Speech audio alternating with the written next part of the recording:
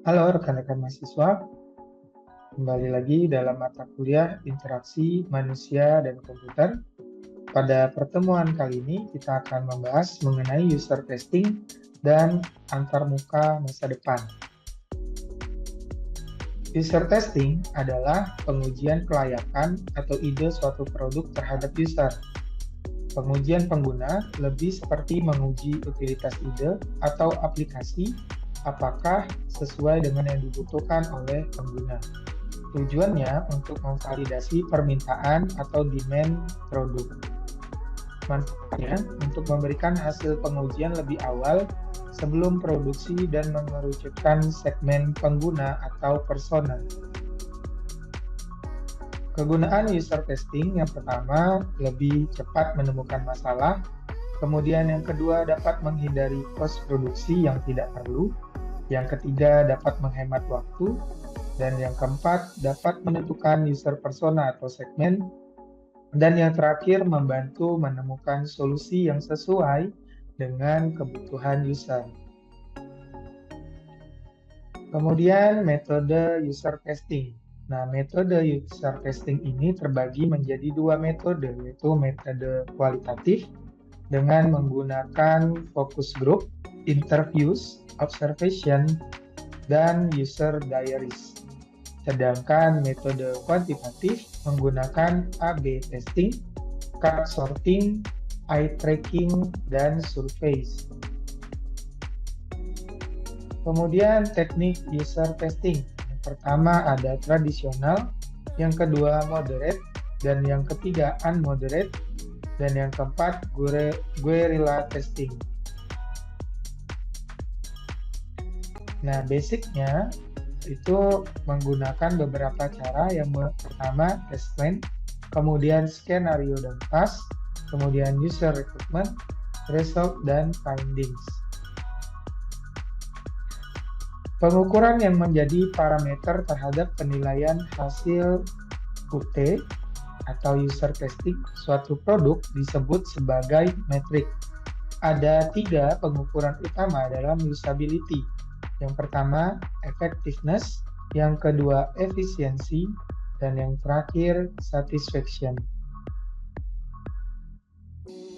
Nah, selanjutnya jumlah user untuk quantitative usability test, rencanakan peserta dengan jumlah yang lebih tinggi, yaitu 20 peserta per putaran penelitian. Sedangkan jumlah user untuk qualitative usability test, sediakan 5-8 user per grup untuk setiap putaran penelitian biasanya sudah cukup. Idealnya, penelitian dilakukan lebih dari satu putaran, tujuannya untuk mengungkap masalah yang mungkin tersembunyi di bawah masalah lain, atau secara tidak sengaja, masalah tersebut baru ada dalam desain yang baru.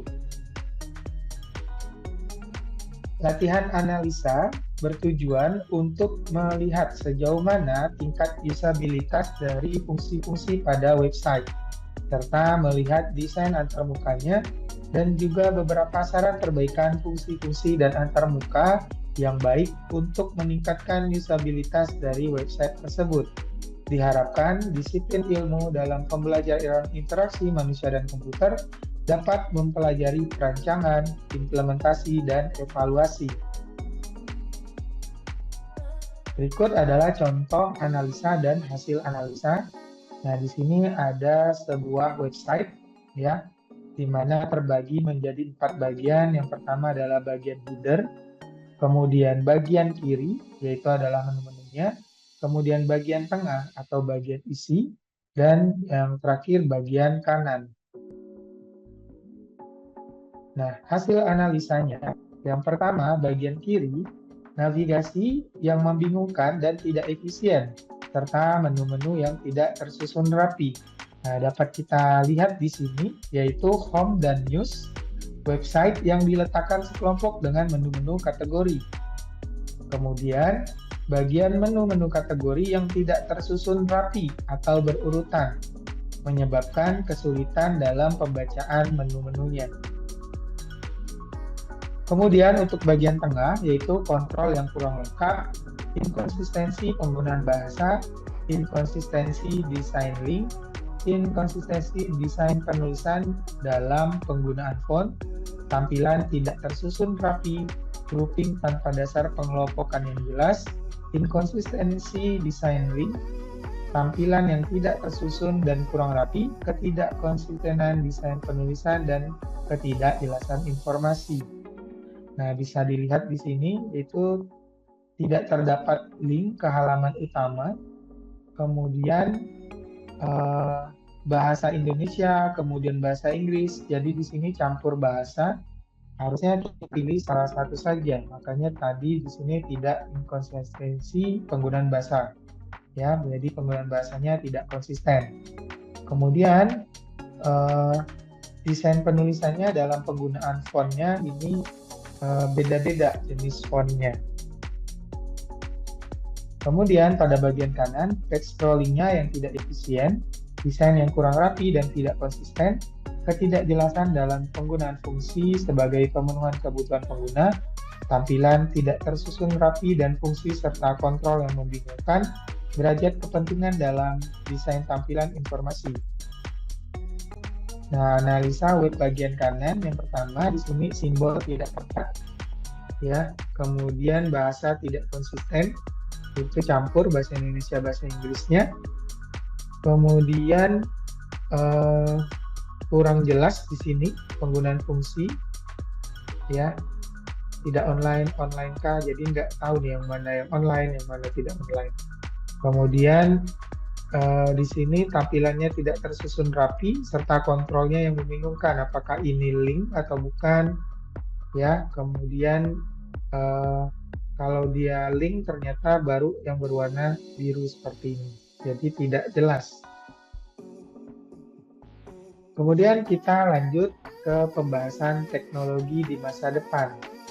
Nah, pertama teknologi holografik, yaitu teknologi holografik merupakan teknologi yang menggunakan hologram untuk menampilkan outputnya.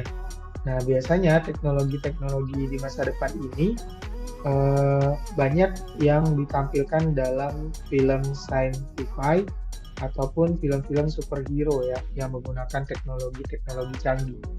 Ada juga beberapa teknologi yang sudah diterapkan dalam kehidupan kita saat ini. Yang kedua, future gadget, yaitu merupakan masa depan dari gadget-gadget yang ada di masa sekarang, tentunya akan sangat berbeda dan sangat canggih, ya. Memang yang namanya perkembangan gadget itu semakin tahun, semakin waktu ke waktu itu semakin canggih.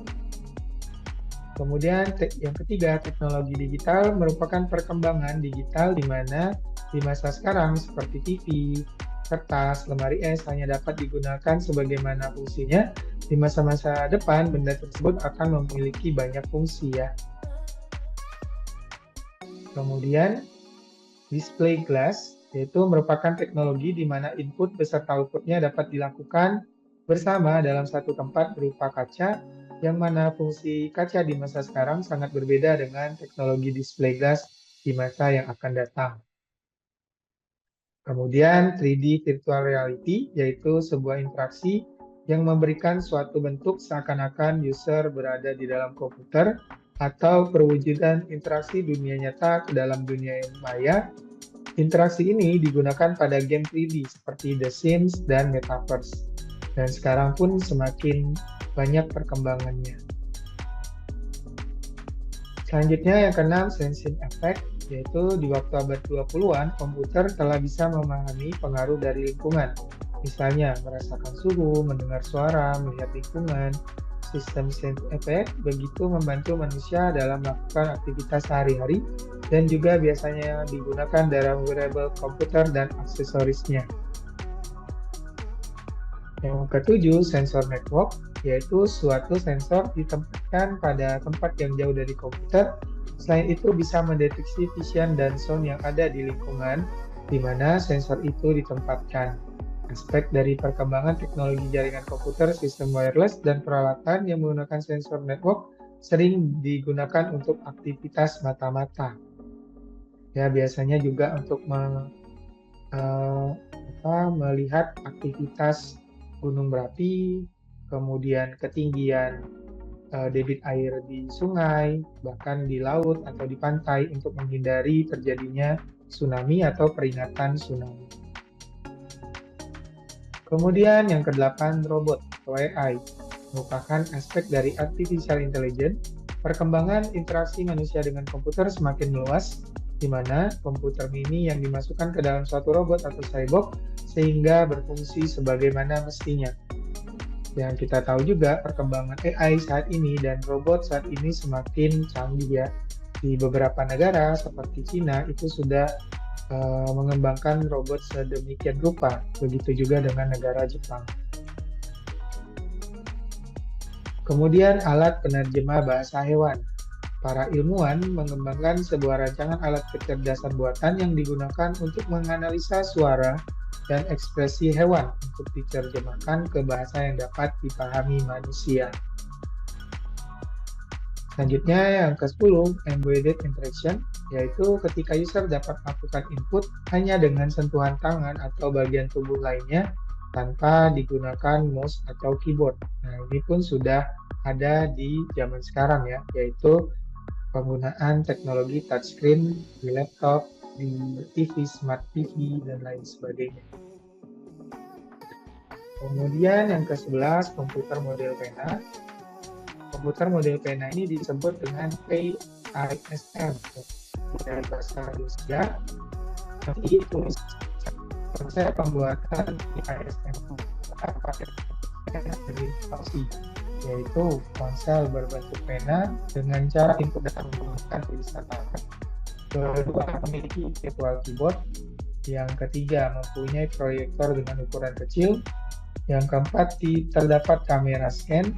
Dan yang terakhir, dilengkapi dengan personal ID password yang berfungsi sebagai identitas pemilik. Dan ini adalah contoh gambarannya.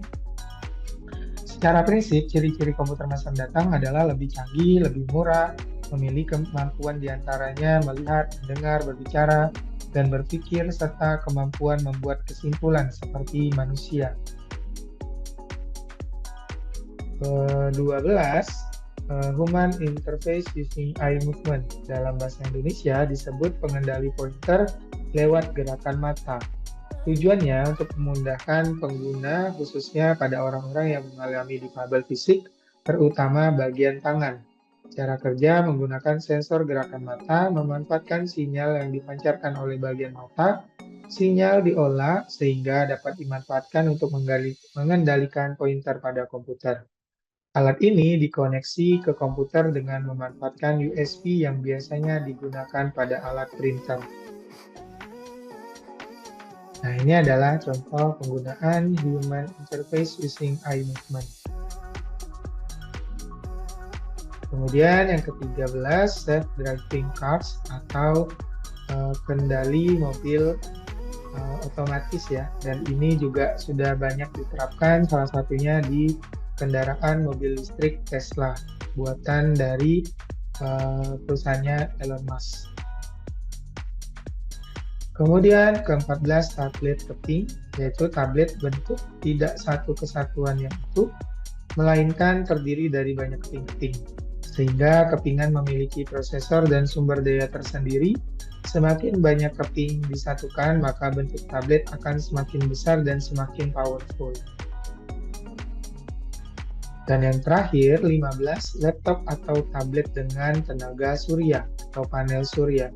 Penggunaan dengan tenaga surya melalui pemasangan panel tenaga surya akan dipasang di sekeliling bagian badan dari perangkat.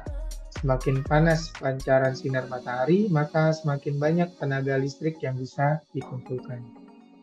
Baiklah, demikianlah pembahasan kita pada pertemuan kali ini mengenai user testing dan teknologi di masa depan. Atas perhatian rekan-rekan mahasiswa, saya ucapkan terima kasih.